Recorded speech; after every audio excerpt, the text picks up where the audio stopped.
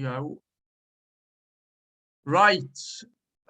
Hi, everyone. The recording has started. So I'm with Paul. Paul's been on my channel before. Paul's from Ireland, and I think it was maybe 6 or 7 months ago. We had a chat and it got a number of views. I think it's had about 600 views or something. We were talking about the situation that we're all living through at the moment, and I wanted to get the Paul's perspective and the Irish perspective. It was really well received video, so I definitely wanted to get Paul back on the channel again, and he's very kindly agreed to. Good friend of mine. I've been in touch with him ever since. You know, the last few months we've both unfortunately had some really sad news. As you'll know, my dad passed away in very tragic and criminal circumstances, and Paul has also very sadly lost his father as well. So we've got a common bond there. Now, for today's video, you know, we're going to discuss the situation. We're going to try and compare and contrast the situation in England to what's going on in Ireland, because it appears to, I think, to both of us, Paul, that there's some big differences. I'm going to ask Paul about the vaccine passport scheme that's been rolled out in Ireland for a number of months now, what it actually looks like. The slave passport. The slave passport, I should call it the slave passport, but it's not a vaccine, let's call it the slave passport. What that looks like on the ground in Ireland, how difficult is it making life for people? So to get that real insight, and then we're gonna talk about the a couple of other themes as well that me and Paul have identified. I've talked about how Brexit in the UK and how the reaction to Brexit, is there a link to the hysterical reaction to the UK's departure of the European Union, which still hasn't been reflected on really, and the COVIDian cult. And Paul, I think, spots a similar trend when it comes to the abortion debate in Ireland. And then we're going to try and finish on some positives as well. We're going to discuss whether we're positive or negative, and we'll acknowledge both. We'll try and end on an optimistic note. So, right, that's enough talking from me. So, Paul, can you just remind everyone where you're from again and your background, if that's okay? Yeah, no problem, Dave. Well, thanks for having me again. Yeah, I can't believe it's 8 months. So the last time we spoke was May. So as you say, a lot has happened, both in our countries, but also in our personal life. So there's sadness there. You know, I think we're both probably still going through the grieving process. Absolutely. But yeah, name's Paul. I'm from the Midlands of Ireland, outside the town called Mullingar. Background is mental health nursing. So yeah, I'm glad to be back again, and nice to see you again. Thanks, Paul. So what I really wanted to talk about with you on here, because I know that we speak about it a lot, is I think to a large extent, after 2 years of this, I think that this response to the pandemic, if you want to call it a pandemic, because you know, that's debatable, but it's subjective, isn't it? It's drawing out some what I would call some national characteristics. I certainly see it with my own country, because, and when I say my own country, I say England, not the United Kingdom, because one of the revelations I've had in the last 2 years about the United Kingdom is how different England is from Scotland and Wales. I'm less able to compare Northern Ireland because I've not been to Northern Ireland, but I have been to Scotland and I have been to Wales. And the approach to society is radically different to England. Now, when I think, so what I'm saying is, in England, there seems to be an awakening of the lion heart, and it's occurring now in quite a calm way. Now, when I think of Ireland, I'm going to stereotypically think of Ireland. I think of, what do I think of? I think of lovely countryside. I think of the church. I think of old men in pubs at coalfires telling stories over a pint of Guinness. I think about family. I think about community. I think about horse racing. Now, I think of a country that's well connected, and I think of a country that's steeped in tradition. I think of a country that looks out for each other. But I gather that my perception of Ireland may be incorrect, and that's why I wanted to ask you, Paul. It's kind of ironic that it's the Celtic nations, Wales, Scotland, Ireland, are the ones that have fallen. And that's been my experience. That it would be great if I could say Ireland is fighting back to the tyranny, Dave, but it hasn't. In actual fact, Ireland has fallen, like a lot of great countries around the world, Australia, Canada, Scotland, etc. And it's just such a shame that it's fallen so quickly and so easily. And this, and you were talking about kind of Irish characteristics, that there's this romantic view of Ireland of, you know, the fighting Irish. Yeah. That maybe it's Americanized. That doesn't exist. Maybe it never existed. We're the frightened Irish now. We're the cowardly Irish. We're the obedient Irish. It's like, at the moment, it's like Murphy's Law. It's like Murphy's Law on steroids over here. We've fallen that quickly and easily. And it's, things have just been off the scale in terms of Ireland, in terms of the continued obedience, the compliance, the conformity to the mask wearing, which we've had mask mandates in this country since the summer of 2020. Vaccine uptake is the highest, not just in the EU, it's one of the highest in the world. And just when I talk about mask mandates there, as I said, we've had a mask mandate in this country since the summer of 2020. And in actual fact, I would say, Dave, the compliance is 100%. If you go into shops, if you go into restaurants, supermarkets, shopping centers, you'll find it very hard to find someone who isn't wearing a mask. And if you do see someone wearing a mask, you do a double take. And now, to add on to that, Dave, you see people wearing masks outside all the time now. All the time wearing outside, even though they don't have to. And even though the logic would say it's like clown world, the highest vaccine uptake in the world, and we still are wearing masks more than ever, you know, so do the logic, do the science there. And it feels like Ireland is like a psychopath's ultimate fantasy. Psychopaths must love, adore Ireland, because we're wearing masks outside through our own free will and choice. And it's only taken minimal persuasion, you know, to do this. It's just like a voluntary subjugation of themselves, and a self-policing, Sorry, after you, Paul. As this kind of learned helplessness, it's kind of like we're a nation at the moment, really, with low self-worth, low self-esteem, and they can do anything with us at the moment. And just when I kind of talk about what's going on, that in recent kind of months, they've been targeting the children specifically in Ireland, the younger children. So in recently, the 9-year-old plus have to wear masks in school. They're jabbing the young children now, 5 to 11. They've been jabbing them the last few weeks. And I look at that in two ways, Dave. First of all, where's mental health organizations and advocates talking about the psychological impact mask wearing does on the child? Silence from them. But more importantly is, where are the parents? Where are the parents standing up for their children? And I often hear parents go, and it's cheap words, Dave, where they'll go, oh, I'd do anything for my kids. I'll die for my kids. Well, this is your moment. And what are you doing? Here's your hill to die on. Silent. The hill to die on is now.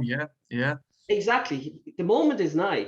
This is the moment to stand up and be true protectors, fighters, and advocates for your children. And do you know what I see, Dave?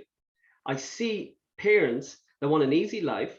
I see parents that will sacrifice their children in terms of masks and jabs for an easy life. They don't want hassle. And they're under pressure, they have societal pressure, so they feel they have to. But just when I'm talking about Ireland there, and I know you mentioned Brexit, and I'll just give you a quick example of the difference between England and Ireland is, and I know you were disgusted by fascists in your country trying to change the democratic vote with Brexit regarding revoking Article 50. But I'll give you a good one about Ireland. Is in the early 2000s, the early to mid 2000s, there was 2 referendums in Ireland, EU referendums. There was a referendum to vote on the Nice Treaty in, I think, 2001, and there was a referendum to vote on the Lisbon Treaty in the mid 2000s. So Ireland voted for the Nice. Ireland went to vote on the Nice Treaty, and we voted no in the early 2000s. And from what I remember of the Nice Treaty, it was kind of a controversial treaty, and it was to give bigger nations like Germany and France more power, etc. We voted no. That should have been it. What do you think happened? The EU came back. Another referendum, was there? EU came back and said, Paddy, Mary, have another try there. And rather than the Irish, Dave, going, do you know what? 2 fingers, we voted. What did we do? We voted again, and we voted for the treaty. Relented, Now, yeah, relented. Yeah, we relented, we obeyed. So we have form. Roll on a few years later, fool me once and all that. Roll on a few years later with the Lisbon Treaty, which was this was a really important treaty because it actually we've got quite a strong constitution here. But we used to have a strong constitution here, but that our Irish constitution has been eroded over years, and it's been eroded through these EU referendums and policies. And parts of our articles of our constitution were actually eroded because of this treaty. And I think the whole point of the Lisbon Treaty was also given more power, centralized power to Brussels, etc. Anyway, we voted no. Again, only a few years later after voting the Nice Treaty, and what do you think happened again? Europe came back to us, and a bit like Brexit, they patronized the Irish public and they said, I don't think you know what you're voting for here. Are you sure you understand what you're voting for here? What the Irish public did, or what the Irish government did, Dave, is they brought out all the big guns. So all the EU top commissioners came over to Dublin. They rolled out celebrities to endorse the Lisbon Treaty to vote yes. You had people like Robbie Keane, now not Roy Keane, Robbie Keane, who, let's be straight up, great footballer, but he's not the sharpest tool in the shed. They rolled out Robbie Keane. They rolled out guys from Westlife who are like, lads, you know, just do your thing on stage with your little white suits, but we don't want to hear you talking about politics. And the Irish public bowed down to their masters, like the cowards that they are, and we voted yeah. Second time we voted yeah. Yeah. So 2 European elections, we voted no. The authority figures put pressure on us, and we bowed down, we obeyed. So we have form. So when I look at the whole COVID situation, I'm not really surprised that we're doing what we're doing, because there's something in our psyche. And it's, you know, I often think of those examples, but which is awful. But I'll give you a few examples about what's been going on in Ireland if you want, Dave. 100%, Paul. Yeah. Well, what I was going to say was, so before we come to the vaccine, to the slave passport, I'm going to stop calling it a slave passport is a good description. Before we come to that, because we've kind of like segued into Brexit there, so that's a good in there. So we'll talk about what I want to talk about is you kind of mentioned there about the DNA, the psyche of your nation, and I've started seeing and feeling what the DNA of the English nation is as well. Now, what I think going back to the start, February, March 2020, I did a video about this yesterday. I think in every country across the world, it was 99.9% compliance. I think most people were, wow, so what's going on here? Yeah. And different nations at different paces have managed to extricate themselves and to see the lie and extricate themselves at different rates. Now, it's happened far too slowly in my country, but it's just accelerated in the last few weeks. I think somewhere deeply embedded within the DNA in the English people is a lingering respect for democracy and for freedom and for civil rights, for bodily autonomy, for all those things. And I think there's a real distaste for fascism, whether it's the fascism that was espoused by Hitler or this current medical fascism. And I think those embers that were going out have been stoked, and they're turning into a raging inferno now. Now, we also saw that as well, because make no mistake, there are millions of people within this country who are reveling in this COVIDian cult and who tend to love it. They love it, and they tend to be, and I don't like to generalize, but it's a genuine pattern that I see. They tend to be the same types of people who provided the undemocratic opposition, who tried to sabotage Brexit over a period of 4 years. So the fact that, in spite of that, the Brexit did actually get over the line in the end, I think does show that that fighting spirit does exist in England. The fact that I would say that in this country we're probably, alongside the USA, at the forefront of the lead away from tyranny to freedom, even though we've got a long way to go. I think it shows that trope about the English, about the fighting spirit, the respect for democracy, I think it's at least partly true. So what I want to ask you is, why is the Irish psyche as it is? Why isn't that the case? Why are you quite a subservient nation? Why? I mean, I'm not you know, I'm not casting any aspersions whatsoever. I'm just genuinely interested in, you know, why is Australia, for example, gone back basically to being a prison camp? You know, why are Germany and Austria, you know, exploring fascism once again? Why is Ireland once again espousing, you know, this subservience to perceived authority? So I'm really interested as to why you think it is. I mean, it's multifaceted, isn't it? You could look at all aspects of cultural life, of education, upbringings. Maybe, like, I do think with Ireland that there has been a huge cultural change in the last 10, 20, 30, 40 years. And I think one aspect is that spirituality has been taken out of the country.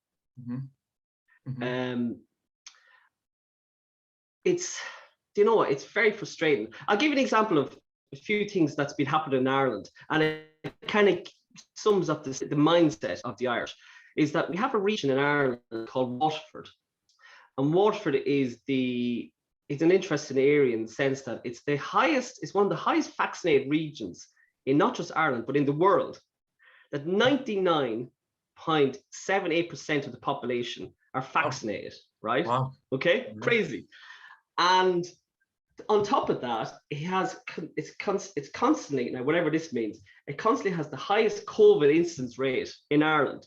So when they look at the case numbers, Waterford has the high case numbers, even though it's the highest vaccinated, highest vaccine uptake. So, you know, if I was looking at that, I'd be looking for my money back regarding the vaccines. Yeah, but a little bit for of me, simple logic. It kind of sums up the Irish psyche. Very simple logic that, for me, it's like a modern day take on the Emperor's New Clothes, where we're the quiet minority who are like showing this as a snapshot of the absurdity of COVID and the absurdity of the Irish view on it, which we're like the inner child going, can you not see the Emperor is, you know, is naked? We're literally saying, can you not see the absurdity, the craziness of this? But what the Irish public do when it comes to those type of cases is they look at it in two ways, I think, regarding COVID. Is there's buyer's remorse, where I think they know deep down, unlike the English, where the English are fighting back and calling out the bullshit. A lot of the Irish population, they know it's bullshit, but they know they've been hoodwinked. They just can't admit it. So there's maybe something in their psyche of just going to that next step of taking on the authority, of calling it out, of stepping outside your comfort zone. So that idea of buyer's remorse, of they know they've been hoodwinked. They know, you know, that I've got these vaccines and look, it's still spreading like wildfire, whatever that means. So there's that idea of like the buyer's remorse of like buying a dodgy car, and rather than going back to the car salesman and going, hey, let's have it out. Yeah. They're going back to their wife and children and giving out to them. And it's a bit like that with COVID. That it's like the sunken cost fallacy, isn't it? That's like sunken cost fallacy, isn't it? Yeah. Exactly. And rather than the Irish who never take on the government, who bow their heads to the government, rather than the Irish go back to the government and getting angry with them, to say, look, we've been hoodwinked, we've been played like a pup. But we don't, because it's nearly people pleasers. We're nearly to, let them off. They're only trying their best. Let them off. Come on now. There's no, you know, they mean well. Rather than going after the government, the Irish public are going after people like us, who are just calling it out, who are just literally saying, look, can you not see the absurdity? You know, the Emperor's naked, the craziness of it. Another idea is that people probably can't believe that they have been hoodwinked to the extent that they have. And I find there's selective amnesia amongst the Irish population regarding COVID, regarding that idea of Waterford, highest vaccine uptake, highest COVID incidence rate, is that a lot of people, Irish people I'm finding, are kind of have this attitude of like, sure, when we got the jab, sure, we knew it wasn't going to stop the spread. And I'd be like, hang on a moment there. No, you were told that this was be a game changer in January, the early days in January, and they're rolling out the jab. The government did the best sales pitch ever. They were telling people under the pretense that protect yourself and protect others, and it's the game changer. This is going to end. So there's this selective amnesia where Irish people are kind of going, no, I knew the reason why I got it. I knew it wouldn't stop the spread. It's to stop. I got it so that I don't end up in hospital. And you're like, yeah, hello. Do you want to look at me? Do you want to? I'm kind of part of the controlling experiment in ways. So there's that Irish attitude, I would say, of they don't challenge authority. They like to think they do. You know, there's a few protests, but in terms of really going to that next step, what the English have done, even I look at the protests in London, and I think there's more of an edge to the protests. I think the protests is a symbol of we're here, and we're not going away. and we are here for the long term. I look at sometimes the movements in Ireland, protests, and it's nearly people with bongo drums. It's like peace, love, and happiness. That's not good enough. Government, the authority figures in Ireland laugh at that. They go, well, they're not something to be frightened of. Another thing, just when talking about Ireland, is the population of Ireland, Dave, is about 5 million. So what, we're probably no bigger than Birmingham City and surrounding areas, right? And this is the biggest controversy. This is the biggest travesty, I think. Biggest scandal of COVID is there's 1 million. So population of 5 million in Ireland. There's 1 million people in Ireland on waiting lists for heart disease, surgery, for cancer surgery, for diagnosis of cancer. Just children, autistic children, young autistic children need early intervention care, assessment. They're not being seen because we have this fixation on all things COVID. It's still the same here as well. That aspect is still the same. It's horrendous. Horrendous. And when you point this out to people, again with the Irish mindset of, I think I mentioned the last time in the video of the biggest curse we have in this island is this prison island, Ireland that we live in. It's this sure attitude. This sure, what can you do there? You can do a lot. When you point out to people that with those 1 million people that are on those waiting lists, there's going to be death rate in 2 years, 5 years, 10 years because of that. There's going to be huge mental trauma because of that. There's going to be huge physical problems out of that. They look at you with that glazed eye, dead eyes, glazed look. Again, simple logic, Paul, isn't it? Simple logic. It's that simple logic, isn't it? And you have no empathy. Do you not? Like, you know what we do all the time, Dave, people like me and you, we just look at things in a rational, logical way. That's all. And in a position of care and compassion. And it's smart to think that common sense now is like a revolutionary act. But going back to the Irish economy, again, that's the healthcare side of it. And then look at the economy. We have per debt, man, woman, and child in this country, 50,000 euro per debt around everyone's neck. It's a noose around our necks. And heating has gone up, house prices have shot up, alcohol has gone up. I think alcohol has gone up double or treble.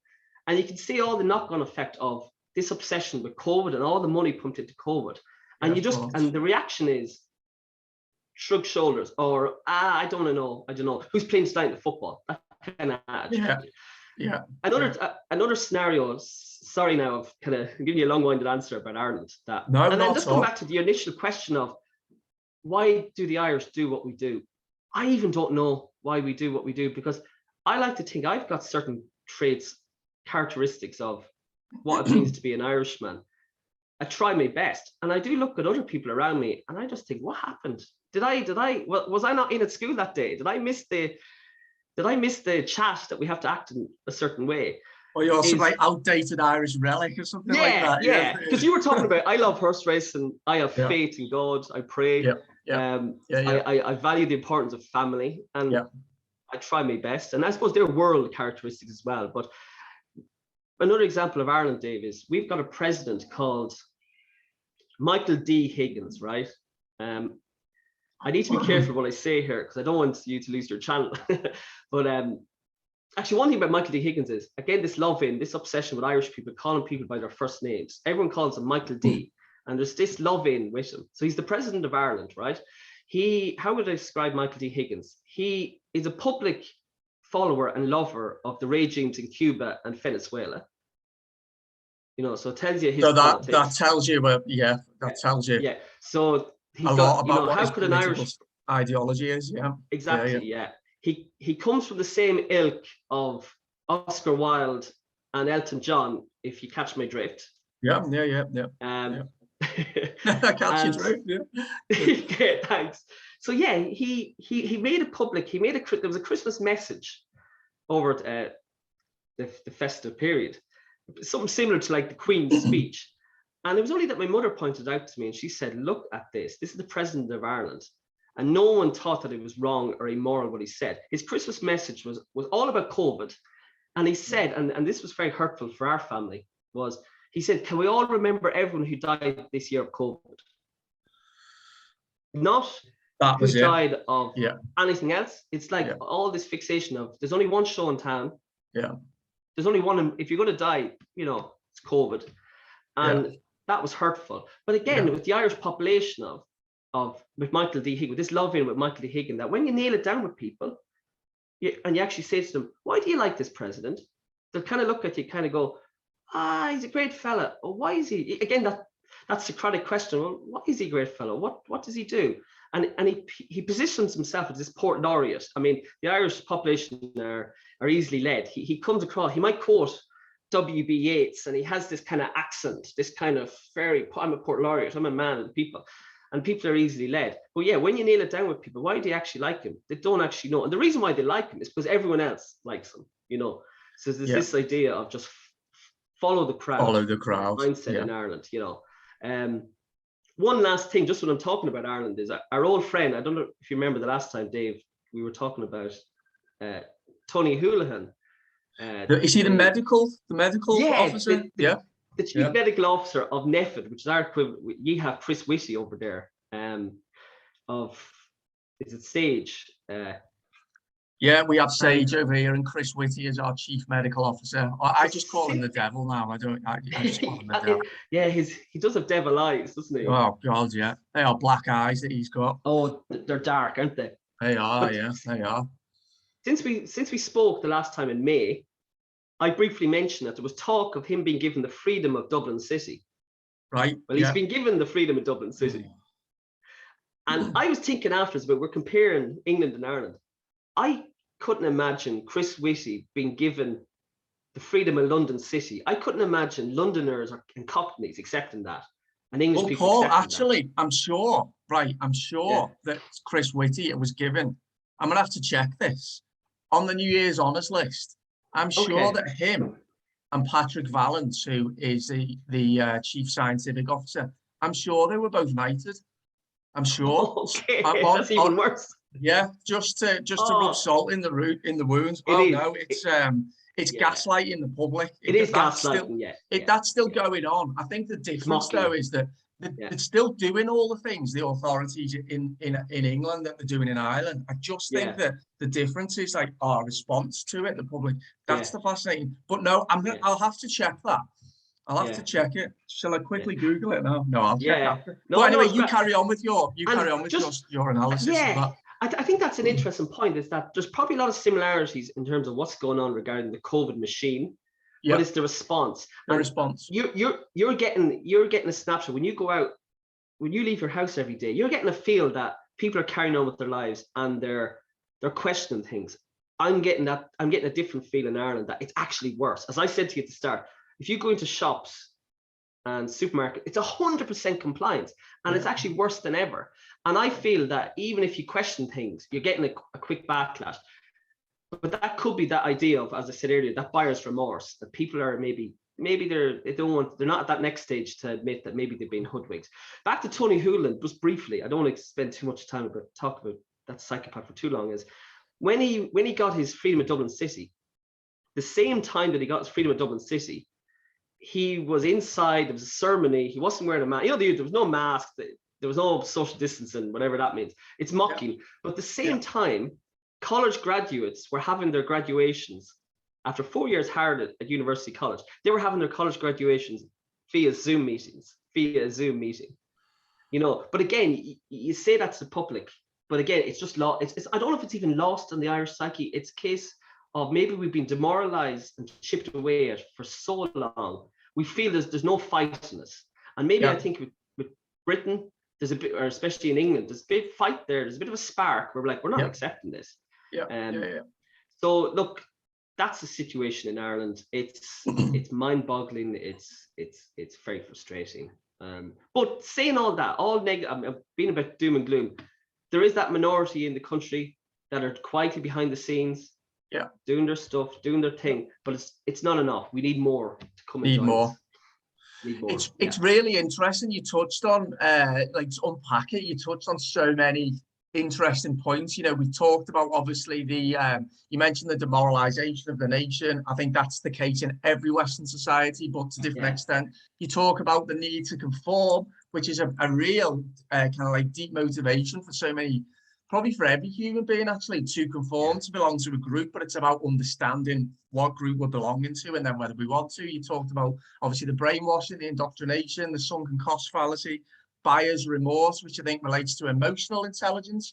But over all of that, you probably, I don't know whether you would agree that you cannot indoctrinate and mind control a society unless a number of conditions are met. And I know I've done a couple of videos about mass formation psychosis because I've been listening to Matthias Desmet, the Belgian psychologist, and he's clarified my understanding of it. And when you see that the conditions for that have been met, I think what underpins all of those conditions is an absence of the belief in many people's lives that there may be something bigger than ourselves, which not only kind of like robs many people of their individuality and authenticity, because they then need to attach themselves to something that's not spirituality or God.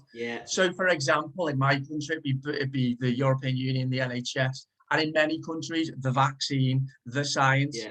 Not only that, does it rob people of their individuality, their ability to express themselves, their ability to be true to themselves, their ability to show integrity and honesty, and to be intellectually and morally strong. Not only that, but it does lead them to attach themselves to dysfunctional, corrupt, or immoral or depraved movements. So, I know the answer, what answer you're going to give, but I want you to for my subscribers to explain why you think overseeing all of this, underpinning all of this, particularly in your country, is a demise in God and spirituality. And I know you wanted to touch on the abortion debate as well. So if you don't mind going into that, Paul. Yeah, no, we can. It's you've hit the nail on the head with a lot of stuff there. And I was thinking, Carl Jung once said something like that: man can't stand a meaningless life. Man can't stand a meaningless life. And it feels at the moment, just from an Irish perspective, is that a lot of people are leading meaningless lives, where their life is just focused on, it's the rat race, it's the little hamster going around of just mortgage, house, weekend, takeaway, back to Monday to Friday again. It's consistent, and there's no kind of stepping back of thinking, what is the purpose of life? What is the meaning of life? And I'll say one thing: I've never felt more alive than I have in the last 2 years. I've never felt more alive. I never felt more energized. I never maybe have thought about God and what it means to be a human and what it means to have a purpose. And I've never appreciated my family even more, and I've never tasted what freedom feels like until now, and what it feels like to be taken away. So so there's that aspect. But you mentioned abortion and abortion in Ireland. So we had the abortion referendum in 2018, in May 2018, and we unfortunately, and everyone's entitled to their own opinion, of course, because it's quite a complex issue. We voted majority for abortion. We were one of the last countries in Europe, I think Malta could be one of the last, that abortion is illegal. And I would say the similarities between the abortion narrative and the COVID narrative, especially in this country, is so similar in how the media, the political establishment, NGOs, all came together in terms of abortion and the COVID narrative to push the one narrative, to push the same agenda. And what was interesting, David, is they used the same methods to persuade the Irish public of voting for abortion in terms of buying into the COVID narrative, which was manipulation, guilt, propaganda, and emotional blackmail. It's like that Henry Ford quote of, you can have any coloured car as long as it's black. Well, with the abortion referendum and with the COVID narrative in this country, you can have any opinion all you want, but as long as it's our opinion and it's the main one. So I'll give you a few examples of how the abortion referendum in Ireland and how they approached it, how the authority figures approached it, and the similarities in how they approached the COVID narrative, which was, the first one was the power of language. Power of language was so key in the abortion referendum, and it's so key in the COVID narrative. So the language they used in the abortion referendum, Dave, was, if you vote, which is kind of some twisted logic, if you vote to kill the unborn baby, but you're caring, you're compassionate, you're on the right side of history, you believe in equality. Now you're going to find this interesting as an Englishman. Do you know who was pushing those words? It was Sinn Féin. Sinn Féin are bloodthirsty when it comes to abortion. They were using words like caring and compassionate. You know, Sinn Féin and their history. The irony of that. Then, the irony. Yeah. And we leave it at that. But they were putting these words that if you're for abortion, you're caring, you're compassionate. You're not one of those people who's against abortion, who are living back in the 1950s Ireland, who were regressive. Even though I would say, from talking to my parents and grandparents, living in the 60s, 70s Ireland was a great bloody country. And it wasn't this kind of dark, God-forbidden country the way they like to think it was, because we're not progressive now. So yeah, they use words like caring, compassionate. So it's a bit like even with the COVID situation, the language of, you know, if you wear the mask, you're caring, you're compassionate. You're not one of those anti-vaxxers who's selfish. So the power of language was key during the abortion referendum. Another one was the idea of being part of the cool club, being part of the right side of history. So the abortion referendum, it was like this kind of cult, like we're part of the majority. So obviously that means we must be right. So during the abortion referendum, you had a lot of young people wearing T-shirts, which was repeal the 8 T-shirts, and they still wear them now, which was promoting abortion. They had stickers about abortion. They were like, look at me, I'm the right side of history here. We're doing the right thing because we're good people. A bit like with the COVID narrative, you see people with their I got vaccinated stickers. You see people on Twitter with the wear a damn mask, protect the NHS. So this self-righteousness, being part of the Ku Club. Another thing, sorry. I was just going to say, Paul, it's so, I'm trying to think of the word for, I'm trying to think of a word that comes to mind when you're talking about people wearing their opinions about abortion. And as you say, everyone's entitled to their own opinion. It's a very complex issue. But to go out and to wear a T-shirt and that overtly shows the world what you think about abortion, it's like, what's the word for that? It's distasteful is coming to mind, but it's not strong enough. Sinister and despicable. It's just demonic. Wrong. It's just intuitively for me, it is wrong. It is wrong. You showed me the video of the celebrations as well, and that was shocking when I saw that. Demonic. I couldn't believe it. There was no kind of the scenes. Dublin Castle. Yeah, there was no kind of just like quiet respect that the vote had gone through. This has gone through now. Let's go back to our everyday lives. Exactly. Respect is the word, I think, as well. And they also used a lot of emotional. So I kind of talked about being part of the Ku Club, the power of language. Other message they used was, Dave, which is similar with the COVID narrative and abortion in terms of Ireland, was emotional blackmail. So during the abortion referendum, it was like, think of your sister, think of your daughter, think of your neighbor. You wouldn't do this to them. You wouldn't want them to suffer. So similar with COVID, the authorities do the whole, think of your granny, think of your elderly parents, think of the NHS, the HSC, think of frontline workers. Don't be selfish. You know what to do. So they were using this emotional blackmail on the people.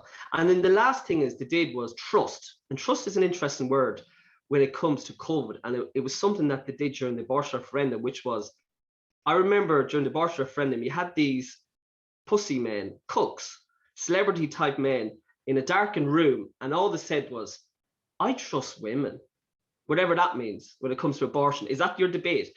But similar with COVID, Dave, is what we see is, what do we see with trust? Trust the experts, trust the science, trust the government, trust the doctors. And you know what trust means? It basically means, Paul and Dave, shut the hell up, don't ask any questions. That's all it means. Absolutely. Yeah.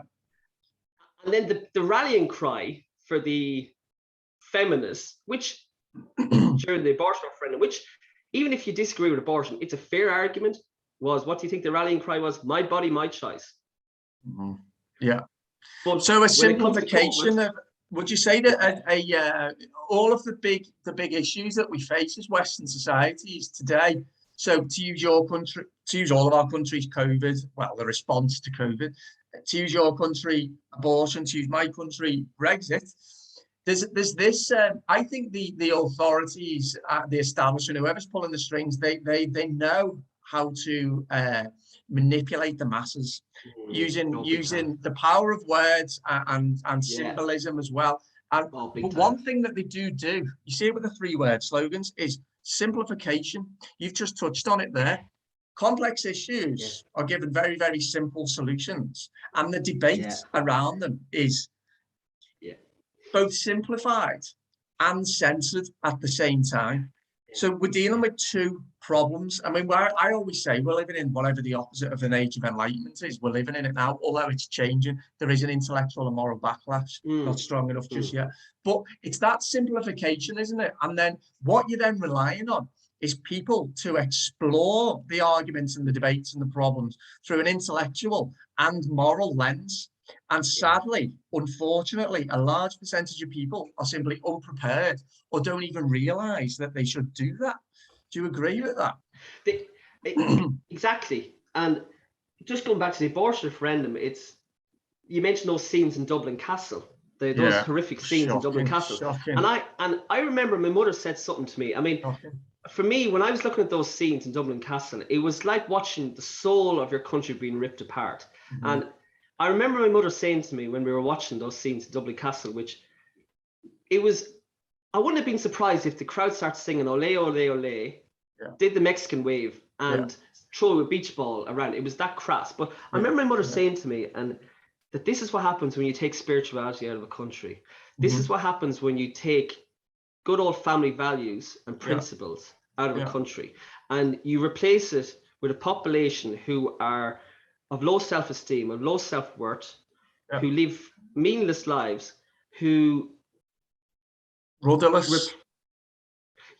And it's like what Jordan Peterson said with their pseudo-moralistic stances, and that's what they are. They're pseudo-moralistic stances. Absolutely. But it's hard, you know. That was a hard day. I mean, it was nearly a grieving process for a lot of us to watch that, to see your country being torn apart. And it was the manner in how they celebrated as well. They celebrated. It was mocking. And the government figures, they were behind the scenes, you know, and they knew what they did, you know, in terms of they did manipulate a lot of the population, and you had a population that was quite susceptible to it. But you have to give it to them a bit, like you have to give it to the government. They have behavioral sciences. Like they're clever, aren't Institute. They know how to play the population. They knew how to play the population with COVID. They know, and you have to give it to them. They're one step ahead of us. But it's like what W.B. Yeats said, back to the spiritual side of things, is that lost souls tend towards having extreme opinions. And these are extremists that we're dealing with. You're not an extremist. No, I'm not an extremist. I'm just a man that wants an easy life. We just like to talk, don't we? And to listen and to, I think it's understanding, isn't it? It's taken seriously. It's who are the people in society who take seriously their role for being a solution to the problems that every society has. Like, who's taking the responsibility, who takes seriously their role in doing that? Because as a citizen in a free society, we all have that role. Now, if enough of us don't assume that responsibility, we are no longer free. We no longer have a free society. And then we don't have any responsibility given to us, and we don't have any right to impart our views on that society. So it seems to me that there are countries, and I thought my country was one of them, but I've changed my mind now, that needed a terrible dose of totalitarianism in order to get that perspective. And I'm hoping that's not the case. I'm really hoping that's not the case. But to come back to a lot of what you said there about the manipulation of the masses and the programming, the mind control, the brainwashing, and with the aim of making people vote the way they want you to vote. It was the same thing with Brexit, except over here it was again, it's the compassionate thing to do, you know, solidarity with our European counterparts, but there was a lot of fear mongering about the economy. So again, fear, it's often playing on people's fear, and fear underpins big time. Everything here. And where's it led us to? And that's like going to take me into the next point, which is for you, Paul, and I've got so much respect for what you're doing, because you're in a tiny minority, unlike me and my country, but you're now operating in a society where, because of that fear, because of that moral and intellectual reluctance to be able to engage, you've ended up with the slave passport in your country. So I want you to tell the subscribers what it's like on the ground in Ireland for somebody who's not been jabbed. Can you participate in society? To what extent? And is there any pushback at all? Yeah, the slave passport or the burger passport or the pub passport. Because that's the reason why. Imagine getting a jab for reasons other than health. And people will brazenly tell you. They'll tell you, oh, I got it so I can go and have my little greasy burger and lasagna. You're like, that's a great battle, isn't it? So we've had the slave passport for the last, it's definitely over 6 months, 6, 7, 8 months. There was only a minor pushback, which was a protest that a few of us from our group, our little village, went up to in Dublin. We went to a protest, and of course they sneaked in the legislation. Our man Mickey D. Higgins signed it in. There was no pushback at all from the majority of the population. They didn't care.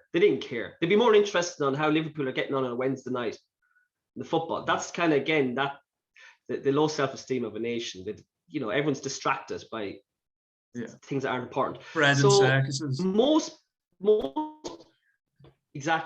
pubs, restaurants, theatres, cinemas, they're adhering to it. There's no talk at the moment of getting rid of it, even though case numbers are going up. People who are triple vaccinated are still getting COVID, and it goes back to the question: well, what does this vaccine passport? What does it do? What does actually? But no one wants to have that discussion because everyone's part of the lie. No one wants to go there. My experience of it is that it served two purposes. One purpose was to get people who are on the fence regarding jabs and young people to get jabbed. So it was like a carrot and stick situation where it's like, if you get jabbed, if you don't get jabbed, you can't participate in going to pubs, restaurants, so you're going to be out in the cold. So a lot of people were frightened by that. So they ended up going to get the jab for those reasons only, which was not because they're afraid of the virus, because they want to go to pubs. But the ironic thing is that since the government played them so easily, a lot of young people went to get the jab because they wanted to go into nightclubs again. As soon as a lot of the population of young people got jabbed, they closed the nightclubs. Yeah, of course. They closed pubs at 8 o'clock in Ireland. So they were proper, they did a number on them. Yeah. I was talking to a teenager there recently, a lovely teenager, and I asked her in a polite way, I said, do you mind me asking? I'm just really curious. I said, why did you and your friends get the jab? Are you afraid about the virus? And she went, oh, no, God, we're not afraid of the virus. We just want to go to restaurants again. And cinema again. And it was sad. But you know what was worrying, Dave, was as she was saying that, she said it in front of her parents. And I was looking at the parents as if to go, like, are you okay with this? And they were like, oh, yeah. She can't be isolated. Our deputy prime minister is a guy called Leo Varadkar. I don't know if you ever heard from Dave. Yeah, Leo Varadkar, yeah. He was very prominent with Brexit. Constant thorn in the side, working with the European Union to sabotage the UK's position. I know Leo Varadkar. He's a pure globalist, this guy. This guy gives me the creeps, actually. He's a pure globalist, and he adores EU. Even as a young man, when he was in his late teens, he was always glorifying the Europe. He's not no characteristics of an Irishman, but these are the type of people that are representing us. He actually came out and he blatantly said it. And the media didn't follow it up. He blatantly said the reason why these vaccine passports are in Ireland is not really because of health. It's to get more people jabbed. He actually said it, and he was smirking when he said it. And again, the Irish population, would you not kind of go, do you not think this is morally wrong and ethically wrong? They don't care. One thing about Leo Varadkar, I'll tell you a funny one. Him and Trudeau came over. Leo Varadkar, the only way I can describe Leo Varadkar is he's like the love child of Justin Trudeau and Nat Yoke in New Zealand, Jacinta Ardern. It's like if they had a child, this is their child, Leo Varadkar. Oh God! I know. Yeah. So that's the type of character. I know. Trudeau came over to Ireland a few years ago. No, it's not. It's really not. Trudeau came over to Ireland, and it was just cringing. It was like a love-in between Leo Varadkar and Trudeau. They're kind of both similar age as well. They were both on bikes going around St. Stephen's Green. And then in the press conference, they were both joking about the socks they were wearing. They were wearing these little, these little quirky, little colorful socks. It's like, oh, look at me. I'm funny. I'm quirky. I'm funny. And the media was all laughing with them. And you're looking at that kind of thinking, that there's a reason why we're in the shithouse that we are. It's when they're the type of people running the country. So going back to the vaccine passport, that was one purpose it served, which was the carrot and stick approach. Another aspect is that a bit like the masks in Ireland, when we rolled out the mask mandate, you heard the, I hate to use the word normies, it was the naivety of the normies, which they were saying was, I won't last long. The mask mandate is only here for a while. And as we know, roll on, it'll be nearly 2 years come the summer, mask mandates, and it's worse than ever. People now, Dave, unfortunately in Ireland, that's why you need to fight this in England. Don't ever let it in, because once they let it in, people become socialized and conditioned to the fact that it's normal. So I'm seeing people nearly, and they're like, when they're going out, it's like, I have my phone, I have my wallet, I have my little nappy in my face, and I got my little vaccine passport ready to go. It becomes normal. And then also, which is kind of funny now, is now the vaccine passport is here, now that the booster has been rolled out, that in order to update your vaccine passport in Ireland, you need 2 jobs is not enough now. You need the booster. The booster as well. Of it. Yeah. It's in terms of how it hasn't affected me. I think in rural Ireland, some businesses are very strict about it. They're Nazis about it. Other businesses can be relaxed. But my attitude is I'm happy out in terms of we cook our own food. We're not partaking in the lie. We're not partaking in this discrimination one way or another. What I found is with the majority of the population, it's like I view people who are partaking in the vaccine passport as they're like modern day scabs. Now, do you remember during the hunger strike, which I think was an awful term, really? The miners that crossed the picket line to go back to work were called scabs. And it was an awful term, because I think a lot of those poor miners, they had to go back out of to feed their family and desperation. Necessity, They had to. And it was an awful term that, because they crossed the picket line, they were called scabs. But the people now who are literally shown their vaccine passport to go into a restaurant, knowing full well that there's people that are being discriminated against because of a choice they make regarding their body, that these people know full well that this is happening, but they'll still go into the restaurant. They literally will be walking by people who are drinking and eating outside, and they'll still go in. So these are like the modern day scabs. They don't care. They're one-dimensional thinking. It's like what Nietzsche said. Nietzsche said something like that good citizens make bad humans. And these think they're doing the right thing. They're doing a great quote, but they're bad humans. They're not thinking of the human side of it. So it's very frustrating to see these type of people who have no honor, they have no values, they have no principles. And another thing, when I was thinking of these people, so I'm giving you a long answer here, is no, not at all. It's great, Paul, to get the context. There is something ironic about getting a health pass to go to McDonald's, and you see it, or getting a health pass to go and drink 10 pints and have a kebab on the way home. It's crazy. It's crazy. But it's funny that these same people that have got the jab for those reasons other than health, they're insane, are the same people, Dave, that if they were to buy a house or a car or to book a holiday, they'll do their research. They'll do a thorough research of when they're buying a house. It could take weeks and months before they make a decision of buying, like with a car. But when it comes to getting the jab, it's like, no, I'm going to get the jab because I want to go to the restaurant. It's that kind of thinking that we have. But it's been a good education, because some businesses haven't bought into it, have said, no, we're not going to serve anyone. We're going to close, or we're going to have everyone can drink outside. So it's good keeping mental notes of these businesses, because when everything does eventually get back to normality, if it ever does, we'll get accustomed to those places. Absolutely. We'll remember. So that's refreshing, isn't it? That, so effectively, Paul, you seem to be saying that you are completely outside of the, I'm going to call it totalitarian system that you've got over there, because I do strongly believe it is. Oh, it is. So, and you also use that crucial line, you refuse to participate in the lie, and it is built on a lie. So I have so much respect for you, but it's refreshing to know that it's not like there's no resistance there.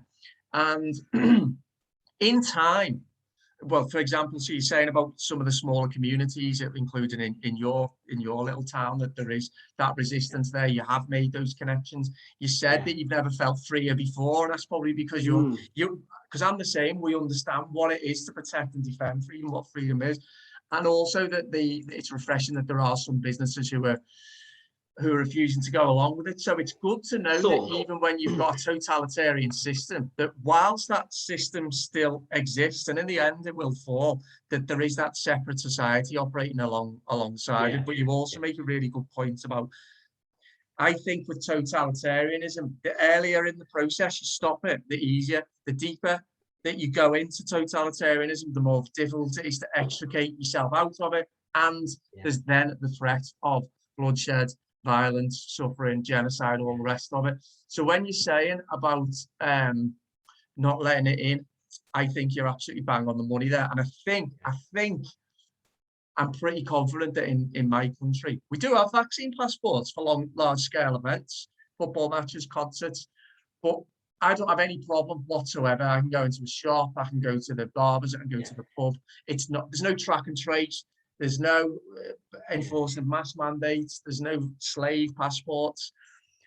So to finish on, because what I'm trying to do is finish on some positives, and you know, I've talked a lot on the videos about what I think the positives are in England. You know, relating to the fierce resistance, relating to the mass awakening that's taking place, the mass non-compliance, the lies are being outed. So what are the positives to finish on from an Irish perspective then, Paul? Where's the light at the end of the tunnel? What are you seeing that's optimistic? I think just on a personal level, that we can't control what the dark shadows behind the scenes have for us. All we can focus on is on our own development and our own families and communities. But don't partake in the lie. That's the main one. It's so simple, isn't it? Don't partake in the lie.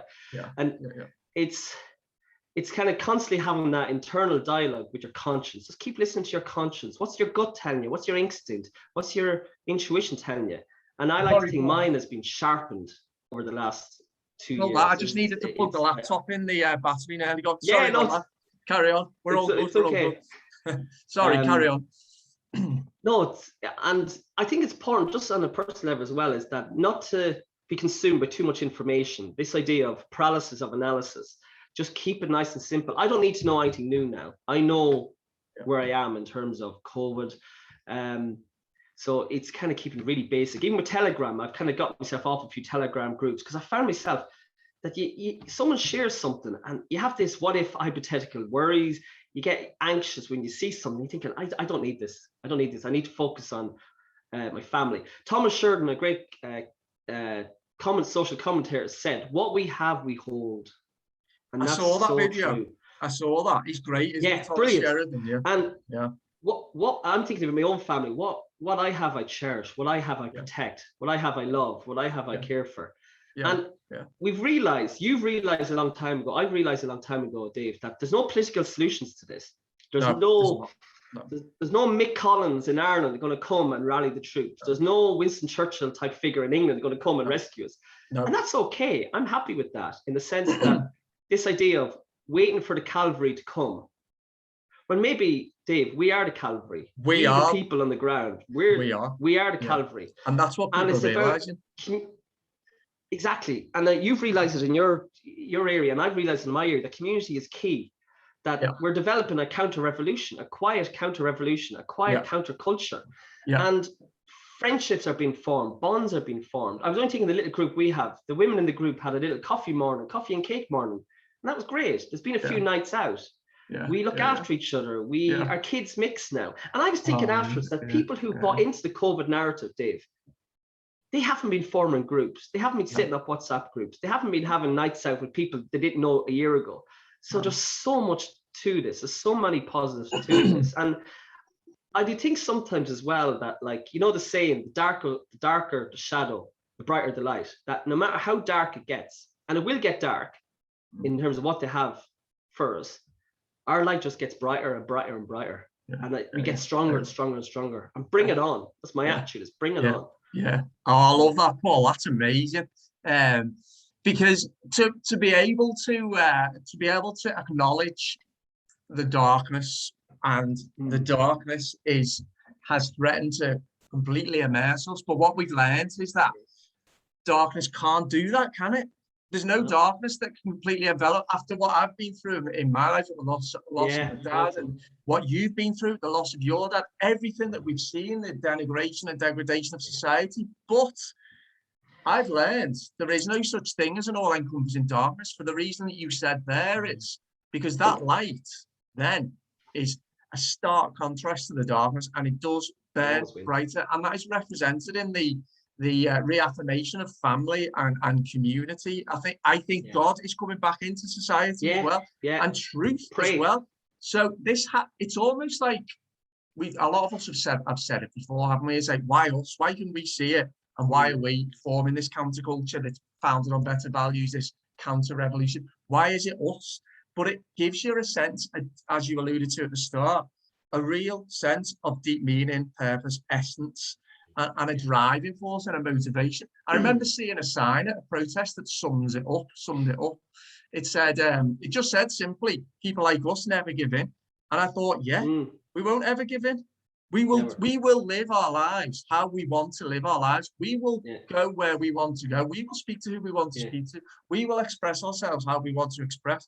We will do what needs to be done to ensure that this is a free world, not a tyrannical world. So I love what you say there, particularly because your situation is harder over there in terms of how society is than it is for me. So massive respect for you for being optimistic and acknowledging. And I appreciate that. And it's like, it's more off a duck's back. Yeah, you can take the lasagna away in the restaurant, the pints in the pub.